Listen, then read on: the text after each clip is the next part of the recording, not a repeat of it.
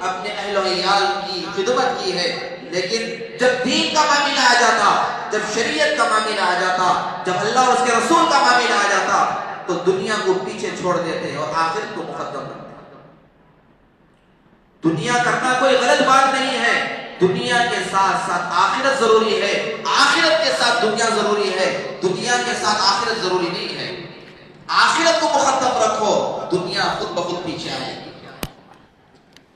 تو قیامت کے دن اللہ تعالیٰ جو دنیا میں تقوی کے ساتھ، طہارت کے ساتھ، اللہ کی فرمانبرداری کے ساتھ زندگی گزار کر آئیں گے تو قیامت میں اللہ ایسا محل تیار کر دیں گے اور کہ اس کی یہ اینٹ سونے کی ہوگی اور یہ اینٹ چاندی کی ہوگی اور اس کا گارا مشک و عنبر سے ہوگا اور اس کے درمیان میں دودھ کی نہر بہتی ہوئی ہوگی، شہد کی نہر بہتی ہوئی ہوگی، شراب طہورہ کی نہر بہتی ہوئی ہوگی اور غلمان رہیں گے، چھوٹے چھوٹے معصوم بچے ہمارے اطراف گھومتے رہیں گے اور پیالے لے کر آتے رہیں گے، حوریں رہیں گی اور اللہ قیامت میں کہیں گے اے میرے بندے تو نے تو دنیا میں اپنے خواہشات کو مٹا کر زندگی گزار کر آیا ہے، اب تیری باری ہے، تو دنیا میں اپنے خواہشات کو چھوڑ کر آیا تھا، اب جنت میں اپنے خواہشات کے مطابق زندگی گزار۔ وہاں ہمارے خواہشات کتنے کرنا ہے پورے کر لیں، لیکن دنیا میں بھی خواہشات ہوگے لیکن دین کے دائرے میں اللہ کے احکامات کو سامنے رکھتے ہوئے، نمازوں کی پابندی کے ساتھ، اللہ کے احکامات کی پابندی کے ساتھ، رسول اللہ صلی اللہ علیہ وسلم کی شریعت کی پابندی کے ساتھ ہم زندگی گزاریں گے تو دنیا میں ہمیں جنت ملے گی اور جنت میں بہترین محل ملے گا۔ اور آگے فرمایا اگر تم دنیا میں اللہ کی نافرمانی کے ساتھ زندگی گزار کر آؤ گے تو جس طریقے سے جنت پکارے گی اے اللہ تیرے فرما بردار بندوں کو جنت میں بھیج دے، ایسے ہی جہنم میں پکارے گی اے اللہ یہ دنیا میں جا کر تیری نافرمانی کر کر زندگی گزار کر آیا ہے، تیرے نبی علیہ السلام کی شریعت کو چھوڑ کر زندگی گزار کر آیا ہے، اے اللہ بہت سارے مواقع تو نے انہیں عطا فرمایا، رمضان المبارک کا مقدس مہینہ ان کے سامنے آیا اور دوسرے مہینے بھی ان کے سامنے آئے، بار بار تیرے کلام مجید کی باتیں سنا کرتے تھے، اس کے باوجود بھی ان کے دلوں پر مہر لگ گیا تھا، اس کے باوجود بھی ان کے دل کالے ہو چکے تھے، ان کے دل سیاہ ہو چکے تھے، اے اللہ تیری نافرمانی کے اندر زندگی گزار کر آئے ہیں، اب ان کی باری ہے، اب اے اللہ انہیں جہنم میں بھیج دے۔ جب جہنمیوں کو پیاس لگے گی، پانی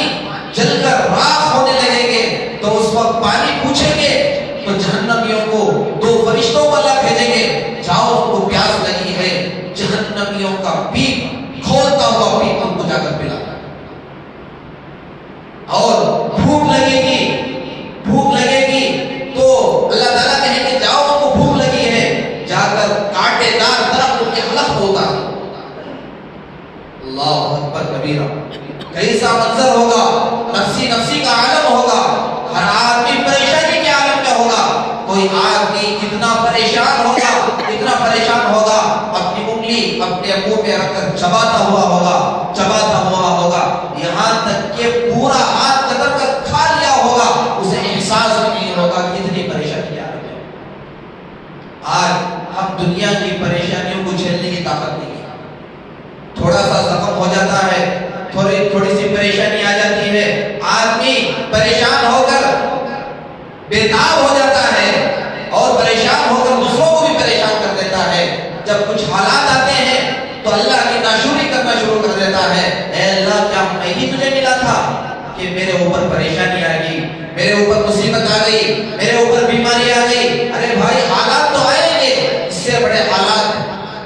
مرنے کے بعد آنے والے ہیں، ان حالات سے اگر بچنا ہے تو یہ دنیا کے حالات کو برداشت کرنا پڑے گا، دنیا کی پریشانیوں کو برداشت کرنا پڑے گا، دین پر ثابت قدم رہنا پڑے گا، دین پر استقامت کے ساتھ جمے رہنا پڑے گا اور نمازوں کی پابندی کرنی پڑے گی۔ اسی لیے اللہ کے نبی صلی اللہ علیہ وسلم نے فرمایا کہ قرۃ عین فی الصلاۃ، میری آنکھوں کی ٹھنڈک نماز ہے۔ اللہ کے نبی صلی اللہ علیہ وسلم نے فرمایا ہے کہ میری آنکھوں کی ٹھنڈک نماز ہے، اور ایک حدیث میں اللہ کے نبی نے فرمایا الصلاۃ عماد الدین، نماز دین کا ستون ہے۔ جب اللہ کے نبی صلی اللہ علیہ وسلم معراج تشریف لے گئے، اللہ سے ملاقات کے لیے گئے، صحابہ کے درمیان میں جب آئے تو اللہ کے نبی نے فرمایا، اے اللہ کے نبی، اے میرے صحابہ، میں آپ کے لیے ایک تحفہ لے کر آیا ہوں، یہ انعام لے کر آیا ہوں۔ اللہ کے پاس اللہ نے آپ کو ایک تحفہ دیا ہے، ایک انعام دیا ہے۔ صحابہ نے بڑی خوشی کا اظہار کیا، اے اللہ کے نبی بتلائیے اللہ نے ہمیں کیا تحفہ دیا ہے، ہمیں کیا انعام دیا ہے۔ اللہ نے ہمیں اتنا بڑا انعام سے نوازا ہے، اتنے بڑے تحفے سے نوازا ہے، اس کا ہم اندازہ نہیں کر سکتے۔ ایک بادشاہ ایک وزیر کے ذریعے سے کسی آدمی کو تحفہ پہنچاتا ہے تو کروڑوں کا، اربوں کا، کروڑوں کا کتنا بھی بڑا انعام ہو، لیکن اللہ کے نزدیک وہ انعام چھوٹا پڑ جاتا ہے، اور آدمی اس بادشاہ کے انعام کو دیکھ کر خوش ہو جاتا ہے۔ لیکن ہمارا اللہ تو بادشاہوں کا بادشاہ ہے، ہمارا اللہ تو داتاؤں کا داتا ہے۔ اللہ کا انعام تو بھی چھوٹا نہیں ہو سکتا، اللہ کا انعام بہت بڑا ہے، لیکن ہمارے ہاتھ لینے کے قابل نہیں ہے، ہمارے اندر اسے اتارنے کی صلاحیت نہیں ہے۔ اللہ نے معراج میں اللہ کے نبی صلی اللہ علیہ وسلم کے ذریعے سے صحابہ کو اور قیامت تک آنے والے انسانوں کو اتنا بڑا تحفے سے نوازا ہے، اتنے بڑے تحفے سے نوازا ہے۔ اللہ کے نبی سے پوچھا صحابہ نے، اللہ کے نبی کیا تحفہ ہے؟ تو اللہ کے نبی نے فرمایا کہ نماز ہے، اللہ نے نماز کا تحفہ دیا ہے۔ پھر صحابہ کے درمیان میں اتنی خوشی، اتنی مسرت اور اتنی خوشی کا اظہار ہوا اور کہنے لگے، اے اللہ کے نبی، اللہ سے ہمیں لینے کا ذریعہ مل گیا، اللہ سے بات کرنے کا ذریعہ مل گیا۔ صحابہ کی زندگیوں کو اٹھا کر دیکھو میرے عزیز دوستو، دو رکعت نماز پڑھ کر اپنے مسئلوں کو حل کر لیتے تھے۔ یہ تحفہ تھا، اپنے مسائل کو اللہ کے سامنے رکھتے تھے، اپنے پریشانیوں کو اللہ کے سامنے رکھتے تھے اور ڈائریکٹ اللہ سے بات کرتے تھے۔ حدیث میں آتا ہے اللہ کے نبی صلی اللہ علیہ وسلم نے فرمایا، ان تعبد اللہ کأنک تراہ، تم ایسی عبادت کرو گویا کہ تم اللہ کو دیکھ رہے ہو۔ ہمارا مسئلہ تو ایسا ہے کہ ہم نماز پڑھتے رہتے ہیں، ہمارے ذہنوں میں دنیا کے خیالات گھومتے رہتے ہیں۔ ہمارا مسئلہ ایسا ہے کہ ہم مسجد میں ہیں، ہمارے ذہنوں میں دنیا کے مشاغل موجود ہیں، ہم مسجد میں ہیں، زبردستی تو آ چکے ہیں، جمعہ ہے، نماز ہے، آ گئے ہیں، لیکن ہمارے ذہنوں میں دنیا کے فطور موجود ہیں۔ لیکن اللہ کے نبی نے فرمایا کہ بھائی تم ایسی نماز پڑھو کہ تم اللہ کو دیکھ رہے ہو۔ صحابہ کے اندر وہ چیز تھی، صحابہ ایسی نماز پڑھتے تھے۔ عبداللہ بن زبیر رضی اللہ تعالیٰ عنہ کے بارے میں آتا ہے کہ حدیث میں آتا ہے، ایک مرتبہ چھت سے ایک بچہ اوپر سے نیچے گر گیا، نماز میں کھڑے ہیں اور وہ بچے کا انتقال بھی ہو گیا، پورے گاؤں والے جمع ہو گئے۔ نماز ہونے کے بعد اپنی بیوی سے کہہ رہے ہیں، کچھ آواز آئی، کیا معاملہ ہو گیا؟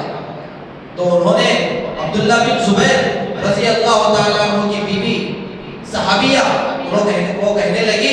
ارے کتنے افسوس کی بات ہے کہ بچہ چھت سے اوپر سے نیچے گر گیا اور اس کا انتقال بھی ہو گیا، آپ کو پتہ بھی نہیں چلا۔ تو وہ کہنے لگے عبداللہ بن زبیر رضی اللہ تعالیٰ عنہ، ارے یہ تو میں اللہ کے سامنے کھڑا ہوا تھا، اللہ کو میں دیکھ رہا تھا اور اللہ مجھے دیکھ رہا تھا۔ اگر میری نماز میں یہ احساس پیدا ہو جاتا کہ اگر ایک بچہ گر گیا ہے، وہ رو رہا ہے، وہ گڑ گڑا رہا ہے، تو میری نماز کا اثر کیا ہوتا؟ صحابہ کی نماز ایسی تھی کہ کتنا بھی بڑا حادثہ ہو جاتا تو ان کے دل و دماغ میں ٹس سے بس نہ ہوتا، اللہ سے تعلق اتنا جوڑ لیتے کہ انہیں احساس بھی نہیں ہوتا۔ صحابہ کو تیر لگی ہے، ران میں تیر چبھی ہوئی ہے، نکالنے کی کوشش ہو رہی ہے، گڑ گڑا رہے ہیں، بلک رہے ہیں۔ صحابی کہنے لگے، تھوڑی دیر کے لیے مجھے مہلت دے دے، میں وضو کر لوں، جب میں نماز میں کھڑے ہو جاؤں گا تو اس وقت میرے جسم پر جو تیر لگی ہوئی ہے اس تیر کو تم نکال لیں۔ جب نماز میں کھڑے ہو گئے تیر بھی نکال لی، سلام پھیرے اور کہنے لگے کہ کیا میرے جسم سے تم نے تیر نکال لیا؟ کبھی کا نکال لیا تمہیں احساس بھی نہیں۔ ایسی نماز تھی میرے عزیز دوستوں کی، ایسا اللہ کا تعلق تھا۔ جب بندے کا تعلق اللہ سے جڑ جاتا ہے تو بندوں کے مسئلے حل ہو جاتے ہیں، بندوں کے مسائل حل ہو جاتے ہیں۔ آج جو امت مسلمہ پر، جو مسلمانوں پر جو حالات آ رہے ہیں، جو مسائل پیش آ رہے ہیں، جیسا کہ ابھی 2-3 تاریخ میں جو وقف ترمیمی بل، جو امینڈمنٹ بل جو پارلیمنٹ میں پاس ہو گئی ہے، ہمارے پاس کوئی اسباب نہیں ہے، ہم دیکھتے رہ گئے لیکن وہ بل پاس کر گئے۔ ہم کیا کریں؟ یہ ہمارے ہی بدعمالیوں کا اور ہمارے ہی کم ظرفی کا، ہمارے ہی اتحاد نہ ہونے کا یہ پورے کا پورا خامیازہ ہے، ہمارے ہی بدعمالیوں کا نتیجہ ہے۔ آج ہماری مسجدوں پر بلڈوزر چلانے کی کوششیں کی جا رہی ہیں، آج ہمارے مدرسوں کو تالا ڈالنے کی کوششیں کی جا رہی ہیں، آج ہماری شریعت پر مداخلت کرنے کی کوشش کی جا رہی ہے، آج ٹرپل طلاق کا مسئلہ اٹھایا جا رہا ہے، آج CAA کا مسئلہ اٹھایا جا رہا ہے، آج سٹیزن شپ کا مسئلہ اٹھایا جا رہا ہے۔ آج بھی مسلمان غفلت کے ساتھ زندگی گزار رہا ہے، اسے احساس نہیں ہے، اپنے خواہشات میں پڑا ہوا ہے، اللہ کی نافرمانی میں پڑا ہوا ہے اور اللہ کے تعلق سے دوری کے ساتھ زندگی گزار رہا ہے۔ تو ہمارے حق میں کہاں سے فیصلے ہوں گے؟ ہمارے حق میں کہاں سے فیصلے ہوں گے؟ آج ہمارے مسلمانوں کے اندر اتحاد نہیں ہے، آج ہمارے مسلمانوں کے اندر اجتماعیت نہیں ہے، فرقوں میں بٹ گئے ہیں اور خاندانوں میں بٹ گئے ہیں اور حسب نسب میں بڑھ گئے ہیں اور مالداری میں بڑھ گئے ہیں اور عہدوں میں بڑھ گئے ہیں، بس اپنے خواہشات کے مطابق زندگی گزار رہے ہیں۔ جب آگ لگے گی تو اپنا گھر بھی جلے گا اور دوسروں کا گھر بھی جلے گا اور پورے مسلمانوں کے ساتھ یہ حالات آئیں گے۔ وہ حالات آنے سے پہلے ہمیں مجتمع ہونا چاہیے، ہمیں اجتماعیت کے ساتھ بیٹھ کر یہ طریقہ نکالنا چاہیے، ایک مشورہ کرنا چاہیے کہ آنے والے حالات میں، آنے والے وقت میں ہمیں کیا کرنا چاہیے۔ آج جو ہے مداری شام مغرب کے بعد اسی کے سلسلے سے ایک اہم میٹنگ رکھی گئی ہے تاکہ ہمارے کونسلر حضرات، ہمارے جو ذمہ دار حضرات ہیں، جو مسجد کے متولی اور سیکریٹری ہیں، جو اپنے آپ کو بڑے عہدیدار سمجھتے ہیں، وہ سب جمع ہوں۔ ایسے موقع پر بھی اگر ہم جمع نہیں ہوں گے، ایسے موقع پر بھی ہم رائے مشورہ نہیں کریں گے تو آنے والے وقت میں ہمیں اپنے گھر کو بھی چھوڑنا پڑے گا، ہمیں اپنی عورتوں کے ساتھ، اپنے بچوں کے ساتھ ظلم ہوتا ہوا دیکھیں گے، لیکن کوئی ہمیں بچانے والا نہیں آئے گا۔ اسی لیے میرے عزیز دوستوں بزرگوں، سب سے پہلے ہمارا تعلق اللہ سے جڑ جائے،